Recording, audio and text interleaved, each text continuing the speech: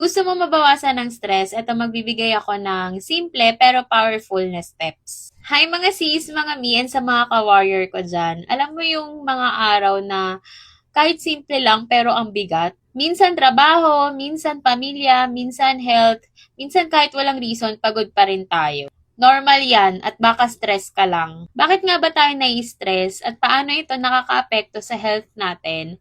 And paano natin to mamamanage in a healthy way? Stress happens kapag yung mga demands sa paligid natin is feeling natin lampas na sa kaya natin. Pwedeng dahil sa trabaho, bills, family concerns, or health challenges. Kasi automatic sa katawan natin na kapag may problema, nagre-react agad yung brain. Nagpapadala ng signal na, uy, alert mode tayo. Kaya ayun, bumibilis ng tibok ng puso, naninigas ang balikat, hirap makatulog. Yun yung tinatawag na stress response. Ang problema, kapag hindi natin nabibigyan ng pahinga ang katawan natin, ang stress ay nagiging chronic or tuloy-tuloy. At doon na siya nakakaapekto sa health natin.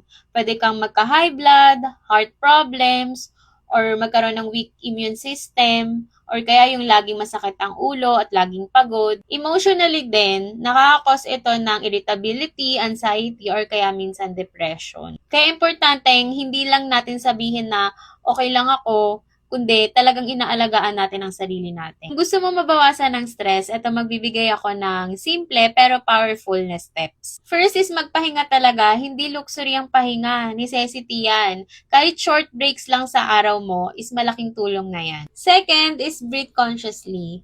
Deep breathing exercises or a short prayer is nakakakalma ng isip at katawan.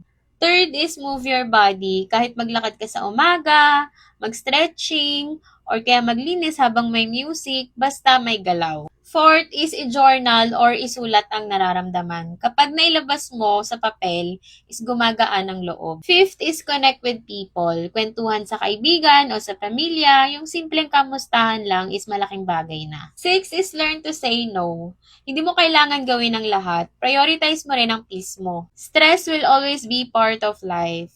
Pero tandaan na ikaw ang may control kung paano mo siya haharapin. So choose to slow down, breathe, and take care of yourself. Kasi kapag okay ka, mas kaya mong harapin ang kahit anong laban. Kung nagustuhan mo ang video na to, don't forget to like, share, and follow. Thanks for watching!